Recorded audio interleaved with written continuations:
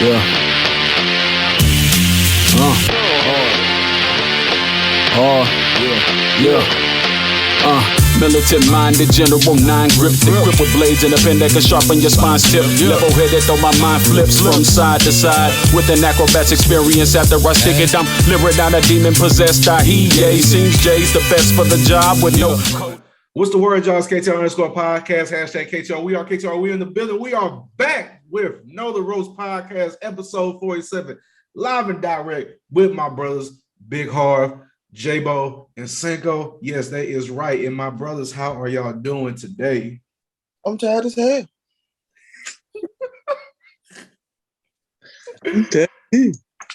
Y'all wake up, no? I'm trying to hydrate, man. I'm trying to wake up. Just came off of a WrestleMania week. And I mean, Cinko, you know personally how amazing that was. So right. I mean, I should be tired of anything. 4 days of non-stop wrestling. Yeah. Big Harv, how you feeling today? Feeling good, man. I'm not feeling too bad, you know. That's actually one of the most positive things you said about you feeling good. It is.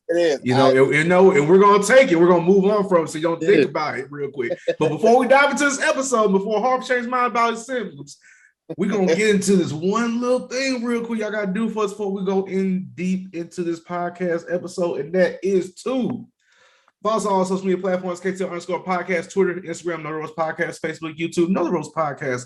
All podcast platforms, Google Podcasts, Spotify, Anchor, Apple Podcasts, Podbean. We own everything. And don't forget to get your merch at prowrestlingtees.com/KTR podcast. Now let's get down to the nitty-gritty and not waste no time so J-Bo can get some sleep today.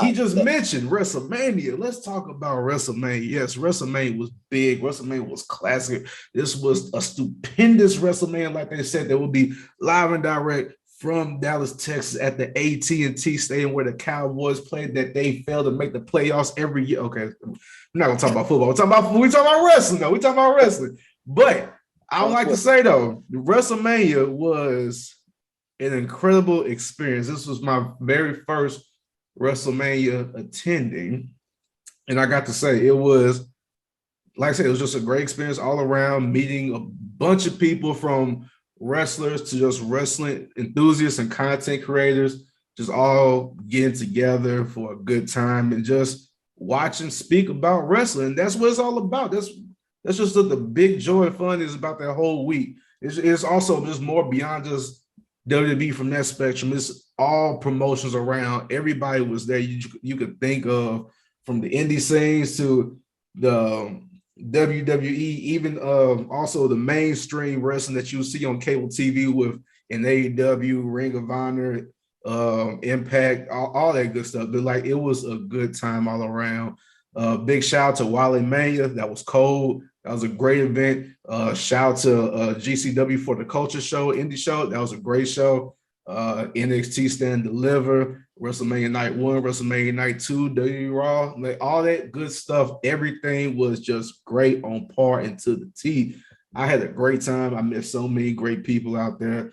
You know, like I said, like from everybody, just like, I was especially happy that I got to meet up with actual other podcasters and see them for the first time face to face, instead of just, you know, through Twitter, Facebook, Instagram, how we all have been interacting so far. You know, since we are fairly new to the wrestling community, though we've been here almost 2 years. You know, everybody else has been like pretty much longer, but I was like finally glad that we had the opportunity so I could meet them, put a face to the person, so everybody knows what the brand is. We Know the Ropes podcast.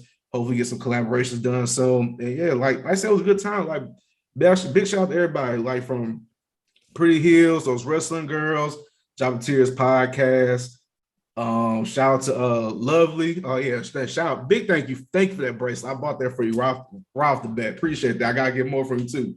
Shout out to my Midwest Million Mafia family with Culture Cast, and big shout out to bro Trey from We Love Wrestling, because for real, like all that, no, he really put me on everything, and I'm really appreciative of all that he's done for the whole ordeal with introducing everybody, and also with Know the Ropes podcast as a whole. But overall, good wrestling week. Let's talk about WrestleMania. I'm off my soapbox real quick. What did y'all think about WrestleMania night 1 and night 2? Tell me what y'all thoughts were. What about you, Harv? What you think? Oh man, I feel like WrestleMania night 1 that Saturday was superior than night 2 for various reasons. The shows were pretty balanced, so it wasn't like a giant jump. I just enjoyed the action from the first night more than the second night. You had a lot of fluff, a lot of distraction. The world title match didn't really come off as good as it should have. One of those matches, you've seen them once, you've seen it a million times, and they keep giving it to us a million times. Vince's whole segment was unnecessary. All right, it could have been a lot shorter, a lot more to the point, and it kind of rained on McAfee's parade, in my opinion, because I feel like he made himself a star there at WrestleMania that night. So that kind of left a bad taste. But overall, it was better than what I thought it was going to be going into it. You know, we were all apprehensive because they really showed on talent, and they did split it into 2 nights. Didn't really know what to expect. But yeah, not too bad. Javen, tell me your thoughts. Overall, I thought WrestleMania was quite enjoyable. I was looking out for my girl Bianca Belair when she took out Becky Lynch. WrestleMania, 2 WrestleManias in a row, winning championship gold. I know we'll talk about it on this podcast, but Cody Rhodes coming out, obviously that's something that the entire fan base truly expected for it to happen, and obviously they were so that intro. His match was, we'll save that. We'll talk about that in a second. But his appearance night 1, night 2. I mean, the fact that Vince McMahon and his horribly botched stunner. Then again, it is expected from a 70-plus-year-old on how he should honestly take a stunner. But we're still talking about it, and it's going to still be, of talks for a little minute. So I guess it did its job. I agree with Harv. It did rain on the parade of Pat McAfee, but overall, it was used to put over Stone Cold while they were still in Texas, which was the inevitable result. So I guess that was fine. I was not a big supporter of any of the celebrity matches that took place. One of the big ones was Johnny Knoxville from Jackass. However, that match was entertaining, which it served its purpose. Night 2, so that's fine. I was not expecting pretty much anything at all with Roman Reigns and Brock Lesnar. Even though I am a fan of Reigns, as Harv mentioned, you've seen him once, you've seen him again, you've seen him 7 more times, and then you see him one more time for more championship belts. So it did the match went exactly how I thought it would. Slow back and forth, 5-minute intervals, F5s, Superman punch, 2 spears, that's it. So I didn't expect much, so it did what it was supposed to do. So overall, it was fine. It was fine. It was enjoyable. So I liked it. I agree. Like I said, overall the show was good and it caught my attention. I was late for night 1. I got sidetracked and distracted. I didn't pull up to the ring about till 8:30. So I mean, it is what it is. I just don't understand that you got tickets to WrestleMania and you show up late. That just doesn't make sense to me. I was on time for night 2 on Sunday. Night 1 was a last-minute decision on going. But I had went out before, and I'm like, I'll make it. And I didn't make it. But so I missed a good portion of the beginning of night 1. But from what I saw from night 1, the rest of it, everything was cool. Like I said, Charlotte won. That's all that mattered to me. Becky won. I got to see it. I mean, not Becky, Bianca. My bad. Yeah. I got the B's mixed up. Yeah. Bianca won. Girl, Charlotte won. I got to witness Stone Cold wrestle an actual match, which caught me off guard by surprise. And yeah, but night 2, I was looking for night 2 hours because I wanted to see Lesnar versus Reigns. That was the big match I wanted to see. The Johnny Knoxville match, it was better on TV than it was live in person. I'm gonna say that because you was looking at it live, it's like, what are you doing? Those camera angles make a big difference in these celebrity entertainment matches. So it was entertaining watching from those camera angles, either, to be honest with you. Harv, we know how you feel about a lot of things, so that this opinion doesn't count. But understand though, And what else? Oh yeah, I was happy that Logan Paul beat Rey Mysterio's son too, as well. But that was my opinion about WrestleMania. So what was the biggest moment of WrestleMania to you? What would you say that would be? The biggest moment of WrestleMania to me was that amazing entrance from Bianca Belair with the HBCU band right behind her. TSU. Yep, and coming in and showing down the next WrestleMania. That was the biggest moment to me. I think the biggest moment in general of WrestleMania was obviously Cody Rhodes' debut. It wasn't my biggest moment, but I think overall for the fan base, that's the one that people are still talking about. Harv. Overall biggest moment is probably Austin's actual match, actually wrestling the match for Kevin Owens. Not so much the second night, because I really feel like that was botched a lot. Anyway, that's why I feel like really was the biggest moment. I think Stone Cold got the biggest pop. It was the biggest surprise. We was talking about how everybody else would be pissed if they didn't get a little taste of Stone Cold the next night. You know what I'm saying? And they made sure it came out. My favorite moment is Tall Order. Really? I don't know. I don't have a favorite moment. It was better than I expected, but nothing that I was really looking for to happen. Or nothing that would have really excited me happened. It was pretty bottom numbers. So you wouldn't say that maybe Pat McAfee's in-ring performance wasn't good enough for you, or no? I mean, I enjoyed it. I enjoyed Bianca Belair's entrance. I enjoyed it all. None of it was just that capturing to me. I didn't feel like the match was as good as it should have been between her and Becky. And I feel like Vince and that whole little angle after that rained on what happened with McAfee. So I guess the way I look at it is a little different. Overall, none of the angles really paid off the way that they should have. Some a little extra always got to take it away. You know what I mean? But yeah. I think I do know what your favorite moment. I think your favorite moment was when Vince McMahon took probably the best stunner of his career, because I remember being at your place, and when he took the stunner and he finally fell down to his knees, he was on a runway show, finally hitting the move. And I saw you, mind you, Harv is not that small of an individual. When Vince McMahon took the time, Harv hit the ground because of just how amazing the stunner. Yeah, I did. I took a knee for Vince.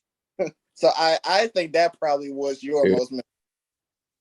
It was memorable, that's for sure. I thought the man was dead.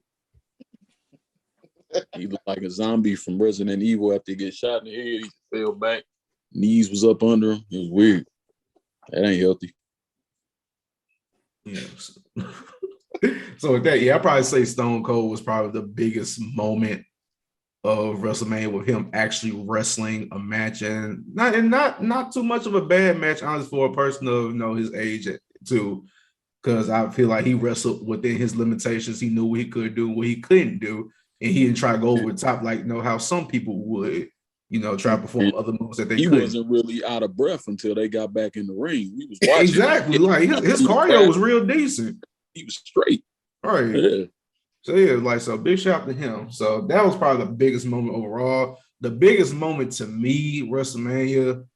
I'm just gonna sound like real cliche and head ass, but I'm gonna say Roman Reigns versus Brock Lesnar. With the double championship title, you know how I am, I know. So that's what I'm gonna go with. So that was just my 2 cents right there. So with that, now that WrestleMania is over, basically that means a new season of wrestling begins. We're at the beginning. We're at the top. We're at day 1, week 1 of this 52-week series of the wrestling season till next year's WrestleMania, which will be in Hollywood. So yes, so we see how everything is paying out right now. We've noticed over time with the roster cuts, the diminishing of the roster, people leaving the company. We see how thin out the roster is right now. And we talked about this on multiple episodes leading up to this episode about possibly the ending of the brand split and just combine into one thing. It looks like they're going that route right now with Roman Reigns being a double champion. And now they're trying to combine the tag team titles. What do y'all think about this move? It happens every few years. And so it's going to be the same process. They're going to mix the belts. They're going to combine them together, get rid of the draft or the superstar switch up, whatever they're calling it nowadays. That's going to be the same way for about 4 to 5 years, and then we're going to bring it back. So I think it's decent for right now. It's a shame because they could have honestly utilized the fact that they do have multiple championships better. But since they, like you mentioned, they already cut off 80% of their roster the past 2 years, you really ain't got nobody left other than, a whole bunch of athletes who decided to do wrestling on the side, and now they're in NXT 2.0. So I think it'll be decent, but it's nothing I'm too excited about. Yeah, I agree pretty much wholeheartedly, man. Seen it before. You will see it again. They gonna combine them, shake it up, separate them, shake it up. Every few years, it really does keep things fresh. It's one of those things you really can't really complain about too much because it's gonna happen. Eventually, they run out of. On budget cuts, they ran out of people to actually have enough to really make sense of having everything separate. It doesn't make sense right now. I feel like a lot of people are going to be left to the wayside because of that. A lot less people will get championship opportunities, but they got to focus on building certain people. Like they circle back around to Austin. Austin ain't gonna give him too many more matches. I think that was it for him. I mean, he don't play, so yeah. Yeah, they are seriously running out of people. They have to start building stars. So I think it'll allow them to concentrate more on certain individuals, but a lot of other people really won't get as much TV time or opportunity as maybe they should be afforded. True. Yeah, because that, not saying everything's just limited, even with tag teams too as well. Because look how many tag teams there actually are within the business. So you can say that with NXT too as well. You saw the NXT tag team time, they had to bring a team from the UK into the tournament. They ended up winning. Even that tag team division is diminished too as well. So it's real hard. So my follow-up question what you about to say, Jabba? No, I was about to say on that same note, yeah, they're bringing a lot of guys over from the UK. You can kind of see the writing in the sand that UK is probably fading out a little bit too because they're bringing a lot of their heavy hitters over. We see Imperium, that was probably the biggest shot. They just brought over the former tag team champions in Pretty Deadly. Obviously Pete Dunne was already over there for a minute, but they're doing more and more of our UK guys. Kaylee Ray is over now. I mean, I can keep on naming. So that's another thing that I see them merging over to NXT 2.0 and just keeping it all in one. Yeah, I see it. So with that, even they broke up Imperium. You would think they would keep those two guys together for at least a tag team part, but they just said nope. Nope, yeah. Ludwig is here now. And Gunther. Gunther, whatever. Walter his name, damn it. Walter. Right. His mama named Walter. I'm gonna call him Walter. Yeah.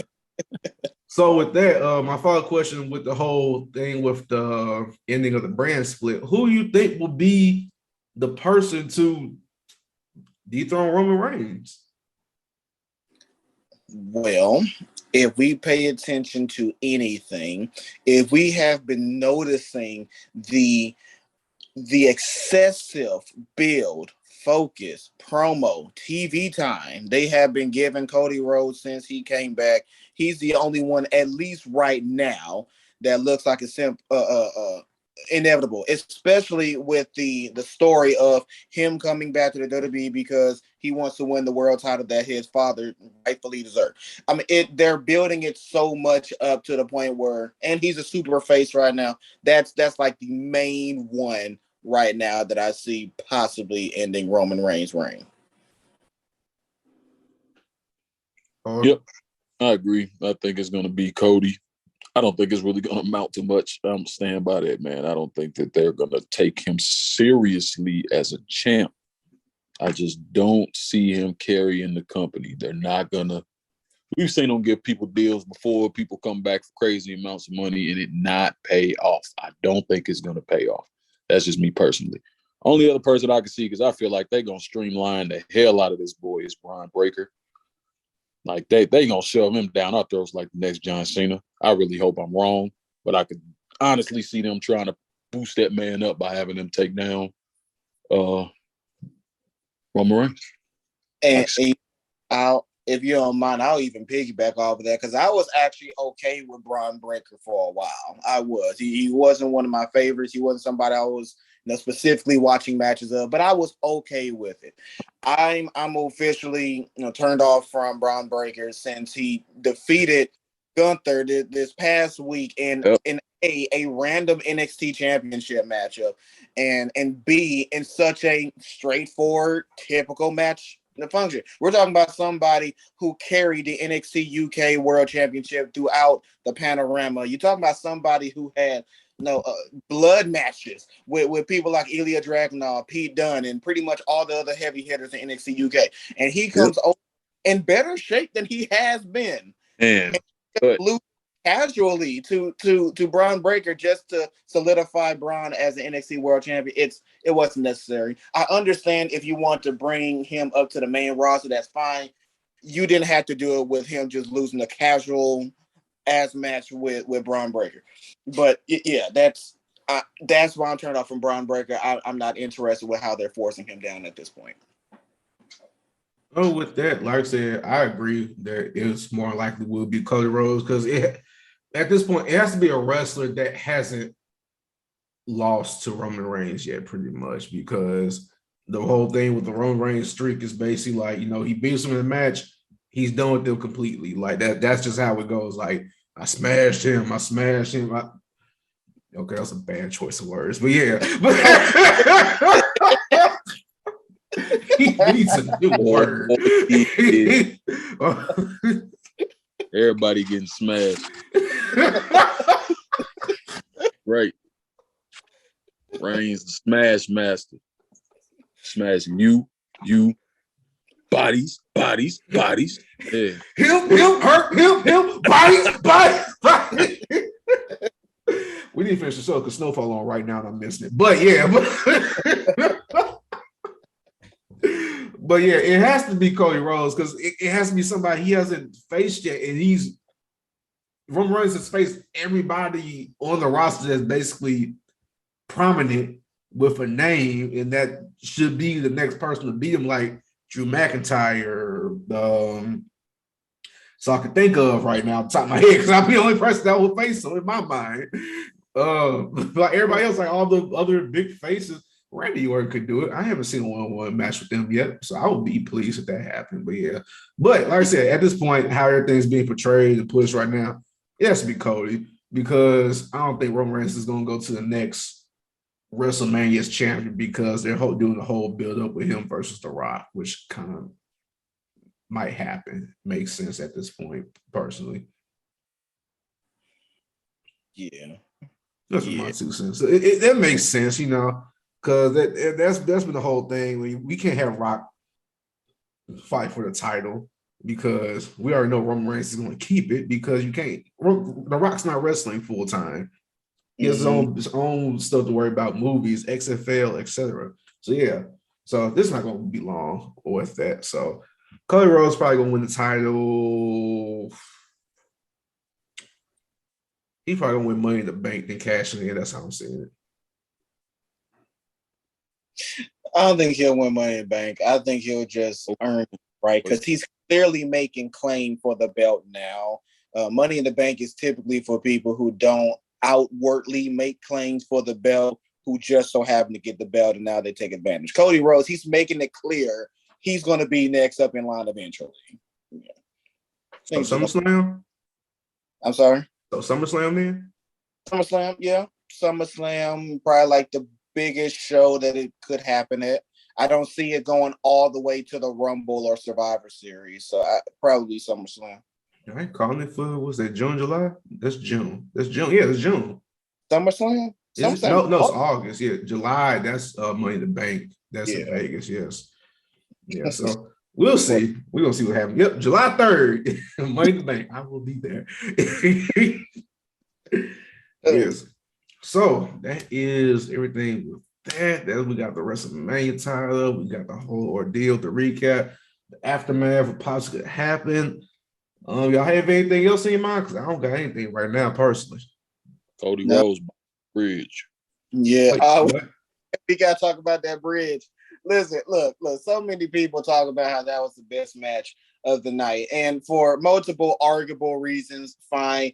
But I'm sorry, I cannot say that you had the best match of the night. And no offense to either one of them, but you can't say you had the best match of the night if you couldn't do a bridge. Now, I'm not going to sit here and say that, I can lay on the ground and try to do a bridge now. I'm not saying that. I know the move is difficult, but even if it's difficult, how often do you see somebody botch a bridge if attempted in a wrestling match? It's not common, okay? So the fact that it took place and is botched, that was just hilarious, first off. I think we counted 4 total botches in the match. Overall, yep.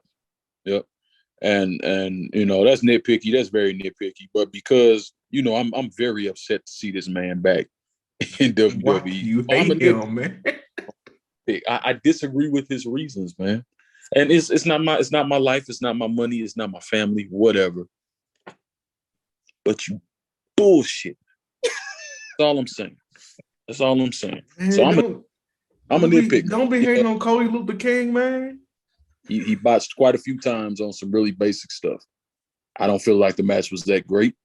It was decent. It wasn't terrible. It was solid B, but it wasn't what it needed to be for me to be excited for the rest of whatever Cody Rhodes is about to do. You gotta prove it to me. I mean, I'm just not excited right now. That's just me. We'll see. Understood. We will see. But until next time, we will see what happens with next episode, because that is all the time we have for episode 47. Thank y'all for tuning in. Thank y'all for checking in with us. Thank y'all for listening. Be sure to do everything that y'all hear me say on this podcast, and that is to follow us on all social media platforms, KTR_podcast, Twitter, Instagram, Know the Roast Podcast, Facebook, YouTube, Know the Roast Podcast, all podcast platforms, Google Podcasts, Spotify, Anchor, our podcast, Podbean. We're on everything, and don't forget to get your merch at ProWrestlingTees.com/KTR podcast. That's some good down Julio. Like I said, this is episode 47, the aftermath of WrestleMania. KTR, #KTR, Know the Roast Podcast, and we are out. What should they do, Big Harv? With everything going on in the world, them gas prices being as high as they are, a lot of people find that pulling up to the pump is they feel a dreaded feeling, But there's one thing that's always free to pump, and that's those numbers, baby.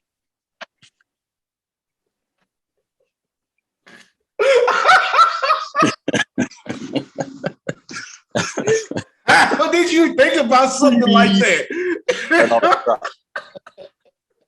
what I do, man. Oh my God.